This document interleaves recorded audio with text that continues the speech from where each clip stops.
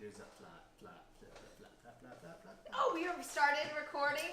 No, we didn't start yet. What are you talking about? God, I hate when you do that. What are you talking about? I We're feel not like it's recording really yet. rude. Did you want to say something? What if I Unrecorded? like fucking... Well, I guess anything I do, it doesn't matter. No, keep going. What if you fucking what? What if I was like itching my asshole?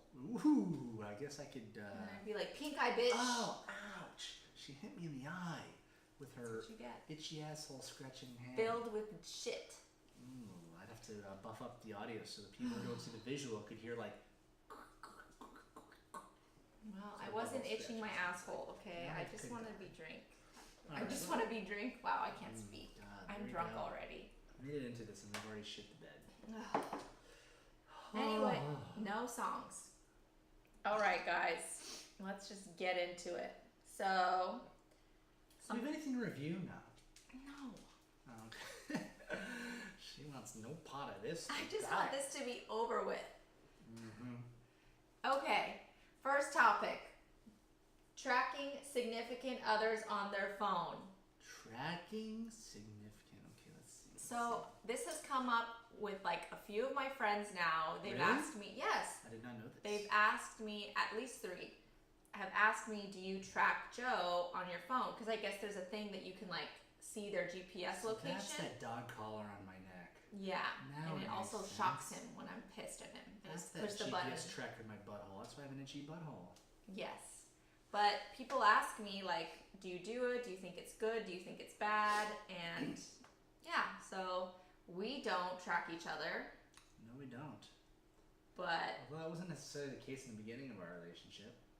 We didn't track though. What do you mean by tracking? I don't like no, see where you are. that's literally what they mean. Oh. It's GPS tracking. You Oh, can like no, open your I don't do phone that. and see like, oh, he is on the street corner of 75th and whatever. It's a little much.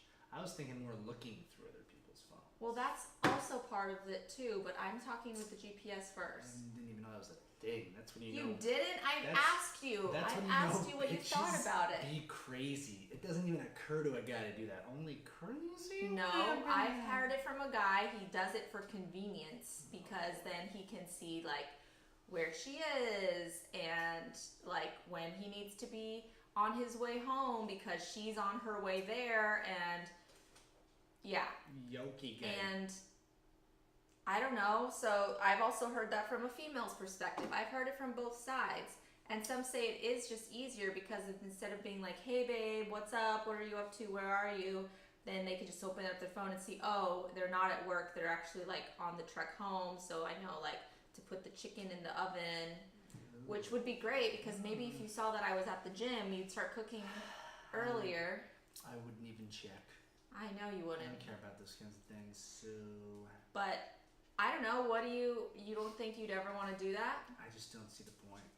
I'll just Yeah. ask you if I need to know where you are. Exactly. Well, I think the difference for us too is like maybe some people it is efficiency and they want to just not have to like text in, they just look. Is it really But- that much more efficient to go look at where someone's located versus just saying, Yeah, because then "Where are we you? both have I'm to take here." an action.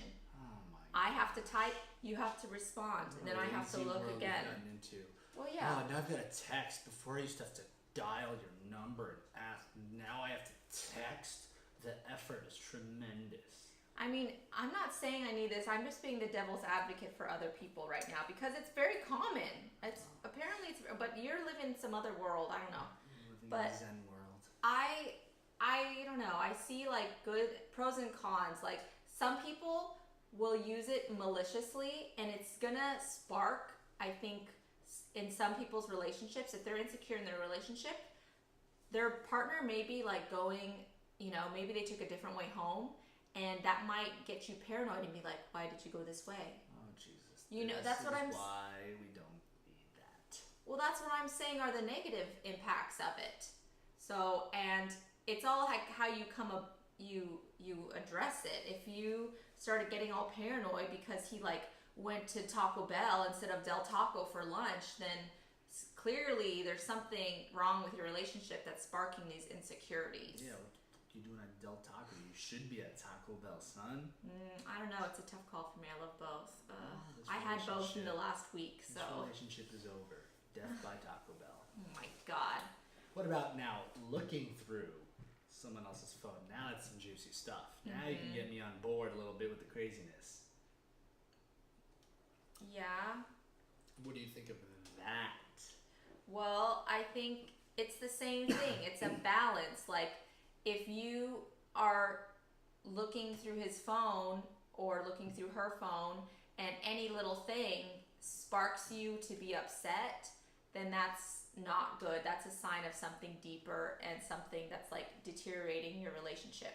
But if, you know, at the same time, if your significant other is like super protective and like really weird about showing you their phone in general, like some people can't even like text and like let their other. I've seen people get, both guys and girls get freaky where if a girl even just grabs his phone, they're like, why are you on my phone? Give me it back. And they're just like, what? I can't just text my friend from your phone? Yeah. No, give me it back. That's when you know some shady shit is on there. Like, you should not be that uncomfortable with letting a girl grab your phone. Like, all the time, I will be like, oh, I need that picture of whatever, you know. I need that dick pic you're sending to another girl, just to verify. No, but if I just grab your phone and I'm like, oh, I want to see, it's a casual thing. It's not like, oh, I'm going to go through his phone. I'm going to guess 1,000 times, like, different number codes to guess his passcode. You gotta check his Instagram, his Twitter chats, his Facebook message chats, who he's searching Facebook, Snapchat, who's the last 3 people that have sent him messages. Yeah. That's everything he's doing. Yeah. What's his and location? I will admit, in the beginning, I was a little more paranoid. Everyone knows in the beginning, I was very, like, and I feel like it's normal for any relationship. In the beginning, you still don't even know that person. You still, even though you're dating, you don't trust them 100%. Well, mine was more, we've talked about this in previous episodes, mine was more just our different histories. That's what got me suspicioso. And for mine, it's my history that has sparked paranoia, and I've had to work on that and, you know, separate Joe from all those other people I've dated. Because I'm a class of my own. So that's something I had to deal with and get over. And now I feel like we're at a good balance. Like, I don't really need to look at anything, but I don't, at the same time, don't feel like you are hiding your phone from me. You can look at it all you want, but it's recording us right now, so then I guess I can't look. Check it. It's the time. Basically, if I look through Joe's phone, it would just be pictures of our dog's vagina. She'd just be on her back like this. Wait, what? I don't take pictures. Okay, it's not specifically of her vagina. Can we clarify but this? it's always, she's on her back. She's on her back and she's people. like, she's all sprawled out because she wants a belly rub. Pump your brakes, lady. First off, for the record, I'm going to go on record for the New York Times right now and say, I do not take pictures. Again, I do not take pictures of my dog's vagina. It's not directly of her vagina, but it's always in the picture. For the record, quote me on that. Joe's like, Jesus. Alexis, I got fired because people think I have like some weird dog fetish. Alexis, I was walking down the street. I didn't get my job offer because they said I take too many pictures of vaginas and they wanted my camera roll to see that. Well, Joe, I think this podcast could ruin us from ever getting hired again. Or gets us a raise and they go, wow, that is some new age, awesome, amazing stuff. Why would your And then our fans all support us and send in recommendations and say, you're not going to hire these people? They are amazing. Why would anyone want to hire someone with outside, like, ventures? Because we're awesome? No. You guys get it right. You should be 100% focused. Comment wherever you're listening on this. Go on our Facebook page. Let her know that you support us. But let her know. I don't know. I feel like we're pretty good on that, but some people freak out, and it becomes like a huge part of the relationship. But sometimes the fear is there for. Sometimes you have to listen to your gut because maybe you do look and he's fucking cheating. He's cheating. You never know. If he won't let you look at his phone, he's cheating on you, girl. No, that's not. We can't generalize that because some people he's working late, he's cheating on you, girl. Stop. Some people do have like ownership issues. He doesn't have dick pics, he's cheating on you, girl. Some people do have like issues where they need their space, and I can see like that's like fueled from something in their past that's making them like really needing to be private and like separating themselves. But if that's the case, they need to fucking work on that because You're in a relationship. You're not alone anymore. You have to think about two people now. When you see on his phone that he's got a text from a Chad or a Larry saying "I love you too," it's not because he turned gay. It's because it's a girl's name mislabeled. Okay. Oh my God! Now you're gonna freak people out. Good. I'm gonna instill that fear in you guys. Oh my God. Okay. Well, speaking of fear, the next topic, I don't like to get into like politics or anything because I can admit I don't know enough about it, so I don't like to make generalized statements. So, but I did find this interesting that there was this Twitter feed of women who were like, what would you do if men had a 9 p.m. curfew? And it was really interesting because all women know this, but a lot of men didn't realize these little things that women are so terrified to do at night. Like even go for a run, or like traveling in another country, or camping. For me, like at night, I always try to ask you to walk the dog because I get nervous. Like I have to be alert at all times, and like be prepared. Any noise, I'm like, oh. If a man is walking down the street, I'm like hyper aware, and I'm like, okay, I'm fine. Like be aware, like make sure you're not on your phone, and I have to be so cautious of everything around me. It's even worse in like a parking garage. Every time I have to have my keys in my hand. They teach you from like being a little girl, okay, be ready, have your keys in your hand. These are the trigger points that you're supposed to punch to attack a man. And it's like, why am I always having to be like in constant defense mode, and a guy can just fucking walk down the street shirtless like he's just fucking chilling. So if men had 9 o'clock curfew, I'd be like leaving my drinks on the counter at a bar. I would be fucking like topless in the streets. I just picture myself not realizing I had a curfew, walking everybody outside, and we're like, "Oh my God, get him! He shouldn't be out here!" And I'm like, "What? What happened? I'm just walking out here right now." I know, but What's going on here? There are like we have to always be in fear. It sucks. I know. I'm that creepy guy that's gonna follow you. Yeah. Did you know that women had to deal with this? Sure. Not really.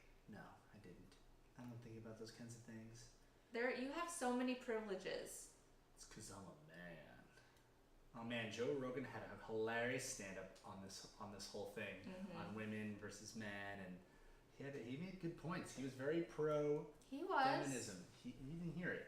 I was half listening while I was puzzling. The one Just thing continue. he said, I'll say as quick as we're out of time. First, he was like, they were talking about, we need a woman as president. He was like, you guys create humans. You have the hardest, most full-time job in the world. Why do you want to be president? You already do it all. You literally do it all. I thought that was pretty cool. Well, someone needs to stand up for us. That's right. It has to be, it's a woman. You gotta fight for your right. It's a woman. Joe, be careful of what you're saying because you don't want to come off as a chauvinist pig. Fight for your right to woman? I didn't say anything bad. I'm just saying. Okay, I thought that was very cheerful. Well, it could come off patronizing. Oh, jeez, I'm not patronizing anyone. I'm the most feminine man there is. Oh, are you? Yes. I'm a man, but I'm a feminine man. Oh my God. There we go, start the movement, #Femi-man. Oh my God. Anyways. If you think about my life in terms of my bosses, my coworkers, all the jobs I do as an ambassador for different nutrition companies, it's all women. I maybe one guy or two guys in each of those areas. That's it. The rest is all women. So I spend more time with women than I lived with you and Crystal, you and Steph. I'm surrounded by more women than anything. I am basically a woman. I've watched more seasons of The Bachelor in the last 2 years than I have a football game or a baseball or basketball game. Okay, a pimp is also surrounded by women. It doesn't mean he's an advocate for us. He controls and takes a percentage of their money. I am not slutting you out and saying, don't come back home till you got crocodile's money. Well, I just want to make sure that you see I do. The hardships. I do.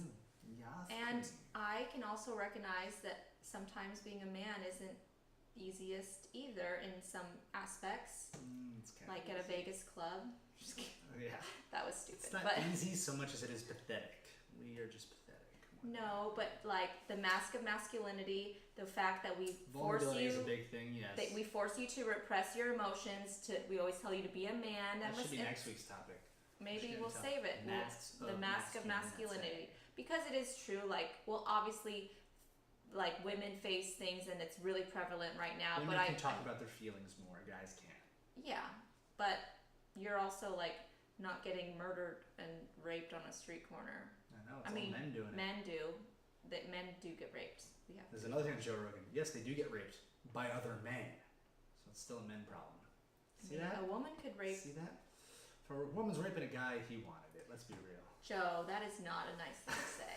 I think it is. Guys want it. We're horny little bastards. Okay? I don't believe that. I don't believe that. I don't believe it. Okay. Well, on that note, maybe that it's less, of course, but I still think it's possible. Okay. Either way, men are dominating that arena on other people. That's true. And I think it could be partially because we force them to repress their emotions, so they take it out in aggression in other ways. This is very true. And it's probably the lack of a father figure in their lives, or a misattributed. I'm not a fucking psychologist, but I'm just drunk and keeping it real in my own brain. There we go. And on that note, God, this was a juicy, deep podcast, and now I'm depressed. Juicy and deep. That's our slogan. RelationSHIT show with Alexis and Joe. We get juicy. We get deep. The world is a sad place. Peace out, Cub Scouts.